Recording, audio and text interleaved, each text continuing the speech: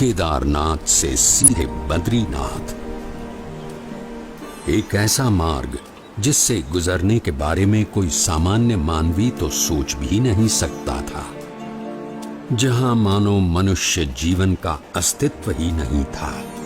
ऐसा कुछ भी नहीं था जो मनुष्यों को जीवित रहने देने का कारण बने। अगर कुछ था तो बस कदम कदम पर खतरा।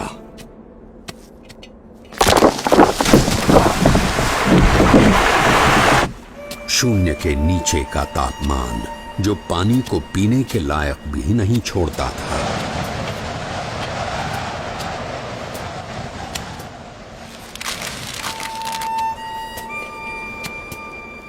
मीलों तक फैली हुई बर्फ जैसे विपत्तियों का महासागर, और हर क्षण मृत्यु का आह्वान।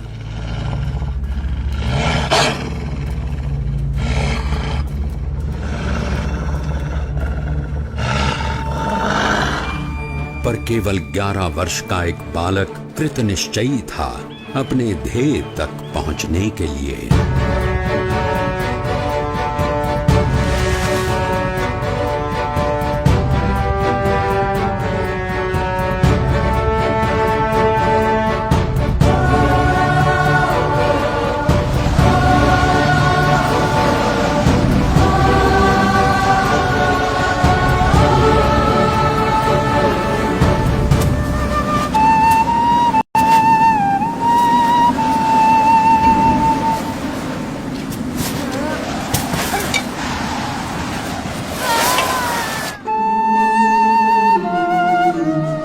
परमात्मनि यो रक्तो विरक्तो अपरमात्मनि।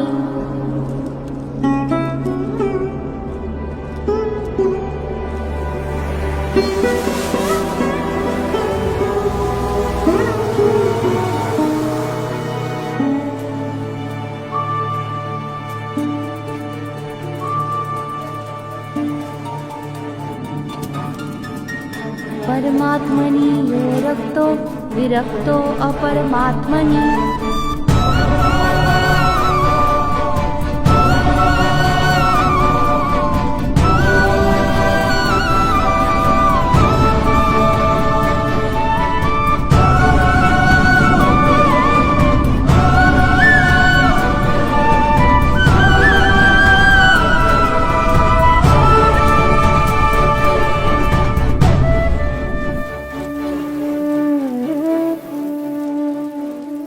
इस ठंड में हम लोग यहाँ कंबल ओढ़कर भी ठीक से सो नहीं पा रहे, और वो बच्चा नंगे पांव खुले शरीर केदारनाथ से सीधे बद्रीनाथ के विकट रास्ते पर अकेला चल पड़ा है। क्या हुआ होगा उसका?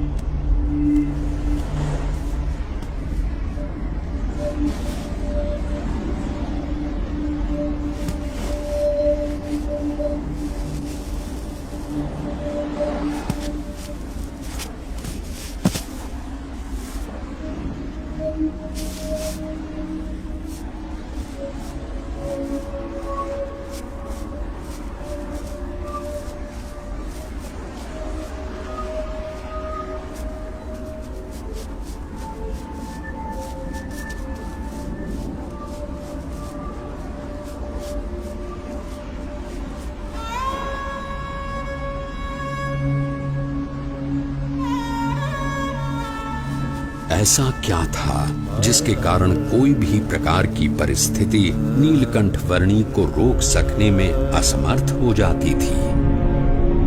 कभी हिम प्रपात तो कभी भयानक बारिश, अनजान और निर्जन रास्तों में जंगली जानवरों से आकस्मिक भेंट, अनजान रास्तों को समझकर पहाड़ियों और खाइयों के बीच में से भी रास्ता कर लेने की चुनौती, और आराम करने के लिए धरती का बिछौना और आकाश की चद्दर। नीलकंठ वर्णी की दृष्टि में ऐसा कुछ भी नहीं था जो इस मनुष्य शरीर से नहीं हो सकता था। देह भाव से पर और मनोभाव से पर नीलकंठ वर्णी की आध्यात्मिक स्थिति ही ऐसी थी जो किसी भी परिस्थिति से ऊपर उठकर उनकी कल्याण यात्रा को आगे बढ़ाए रखती थी।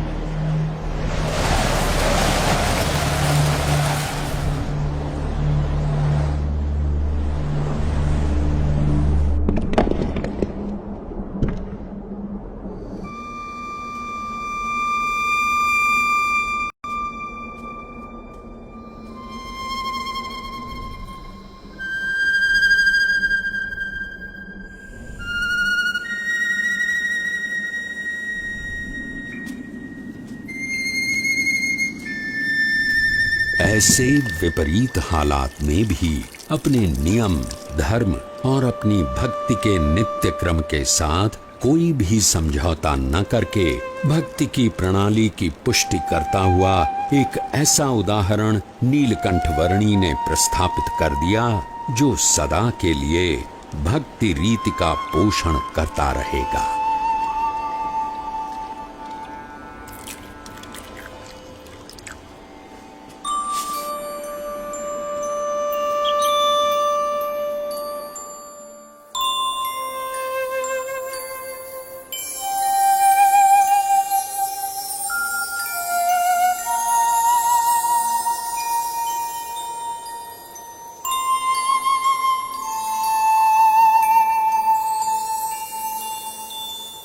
आज के समय में भी कई लोग साथ मिलकर बहुत सारी सुविधाओं के साथ जिसे पार करने के लिए हिचकिचाते हैं, वैसा केदारनाथ से सीधे बद्रीनाथ जाने का लगभग 75 किलोमीटर का मार्ग नीलकंठ वर्णी ने नंगे पांव, खुले शरीर, अकेले केवल 9 दिनों में पार कर लिया।